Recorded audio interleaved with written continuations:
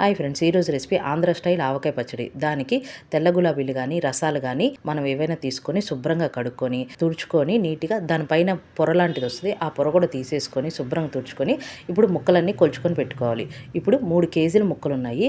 ఇప్పుడు కేజీ ముక్కలకు గాను 1/2 కిలో ఉప్పు, 1/2 కిలో కారము, 1/2 కిలో ఆవుపిండి, కొంచెం మెంతుల పౌడరు వేసుకుంటే కరెక్ట్ కొలత సరిపోతుంది అనమాట. ఇప్పుడు 3 కేజీలకు గాను 750 గ్రాముల ఉప్పు, కారము, ఆవుపిండి వేసుకోవాలి. అట్లాగే మెంతులు కూడా 100 గ్రాములు రోస్ట్ చేసేసి పౌడర్ చేసుకొని వేసుకోవాలి. పచ్చి మెంతులు కూడా ఒక 50 గ్రాములు వేసుకొని మనం ఒక స్పూన్ పసుపు కూడా వేసుకొని బాగా మిక్స్ చేసుకోవాలి. ఇప్పుడు మనం చిన్నులపాయలు కూడా పొట్టు తీసేసి చిన్నులపాయ రెబ్బలు కూడా ఒక 1/2 కిలో వేసుకుంటే టేస్ట్ చాలా బాగుంటుంది. ఇప్పుడు దీంట్లో 3 కేజీలకు గాను 2 కేజీల నూనె సరిపోతుంది. శనగ నూనె అయినా లేదా నువ్వుల నూనె అయినా వేసుకున్నా చాలా టేస్ట్గా ఉంటుంది.